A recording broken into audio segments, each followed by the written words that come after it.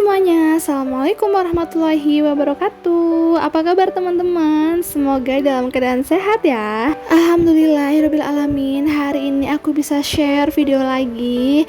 Nah, di video kali ini aku mau bongkar tabungan lebaran.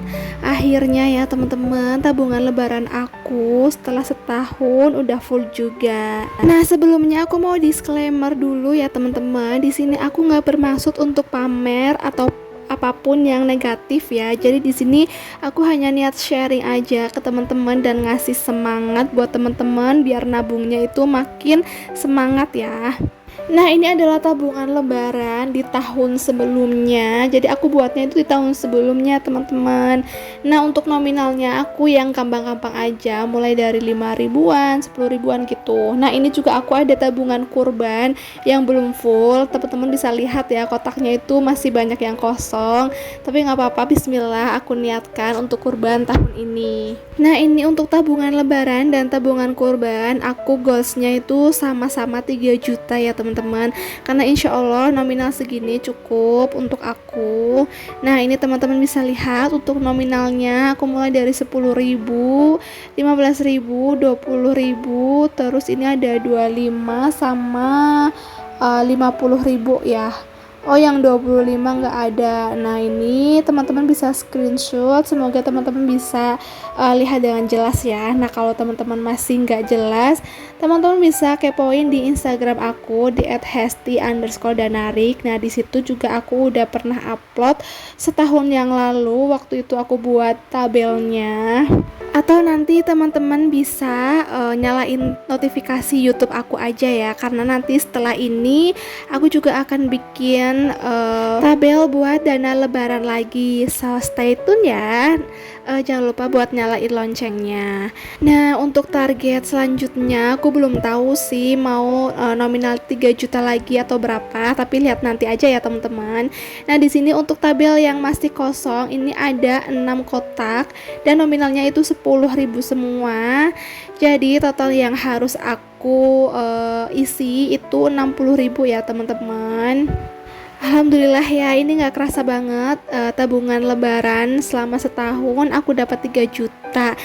Nah, karena aku sebagai ibu rumah tangga itu senang banget ya bisa dapetin tabungan segini. Nah, kalian kalau pernah nabung kayak gini juga, yuk sharing-sharing di kolom komentar dan dapet tabungan berapa nih. Nah, waktu itu juga ada yang tanya, Mbak, kenapa sih kok nabungnya ribet pakai binder kayak gini? Nah, kalau untuk nabung sendiri itu juga sesuaikan aja ya, sesuai dengan yang kalian mau aja. Mau nabung di bank juga nggak masalah. Nah, karena aku itu suka nulis-nulis kayak gini, apalagi lihat binder-binder yang lucu-lucu ya teman-teman. Dan nabung kayak gini kalau menurut aku pribadi itu makin semangat aja. Nah, kalau kalian mau nabung di bank juga nggak masalah sih, dan aku juga nggak maksain. Ini karena hobi aku aja yang suka nulis-nulis teman-teman. Tapi nggak semua tabunganku ditabung di binder kayak gini ya. Aku juga ada tabungan di bank sama di tabungan emas juga. Nah, untuk tabungan ini itu hanya untuk tabungan jangka pendek aja ya teman-teman. Dan saya sarankan juga nabung kayak gini itu untuk jangka pendek saja. Nah, untuk tabungan jangka panjang teman-teman bisa nabung di bank boleh, atau nabung pakai logam mulia kayak gitu. Nah, kayak di video aku yang sebelum-sebelumnya juga aku pernah share untuk tabungan jangka panjang itu mending nabungnya antam aja ya, atau logam mulia. Tabungan jangka pendek tuh ya kayak gini contohnya, misal targetnya setahun, 2 tahun. Nah, paling lama sih kalau aku itu 2 tahun aja ya. Kalau misalkan targetnya 3 tahun mending emas aja sih kalau aku sendiri. Nah, semisal teman-teman yang belum menikah, misal ini masih umur 20 dan rencana menikah di umur 23, misalkan nih, berarti kan 3 tahun ya. Itu kalau misalkan simpan di binder juga nggak masalah sih, karena masih 3 tahun. Tapi kalau misalkan nikahnya itu 4 tahun ke atas lagi, saran aku itu mending nabung emas aja ya, logam mulia atau emas. Tapi lebih bagus sih logam mulia aja sih, antam, ketimbang emas perhiasan gitu. Karena memang kalau antam itu pasti harganya itu selalu naik ya teman-teman. Teman-teman bisa cari sumbernya aja di Google ya. Nah, kalau beli emasnya bagusnya di mana sih? Nah, saran aku kalau mau beli emas itu lebih baik langsung aja di toko emasnya atau di gerai Antam terdekat ya, teman-teman. Nah, kalau misalkan jauh, teman-teman bisa beli di online. Nah, untuk link tokonya aku udah taruh di deskripsi box ya. Insya Allah di situ aman karena ini itu pelopor emas yang dibuat oleh artis Tengku Wisnu ya. Jadi insya Allah sesuai dengan syariat Islam. Nah, pasti untuk pembeliannya juga dengan COD ya atau cash on delivery. Oke, kita lanjut ke videonya ya teman-teman. Di sini aku udah beres-beres uangnya, uang yang 100 ribuan, 50 ribuan dan lain-lain.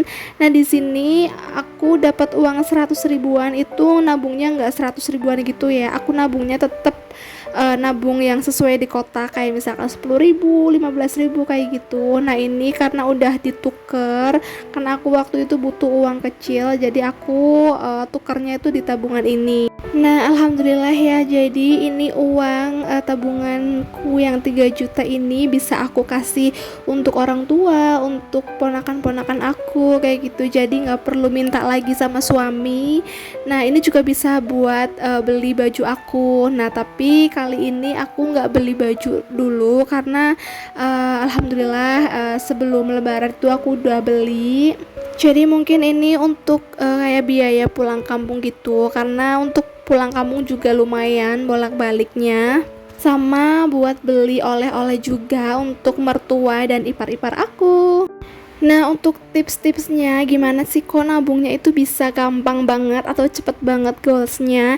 Jadi untuk tips dari aku pribadi, aku itu kayak nabungnya itu santai teman-teman, misalkan seadanya uang gitu. Tapi kalau untuk tabungan prioritas, aku biasanya itu disisihkan di awal. Misalkan aku nerima gaji dari suami, nah itu aku langsung dibagi-bagi untuk kebutuhan pribadi sama untuk tabungan juga.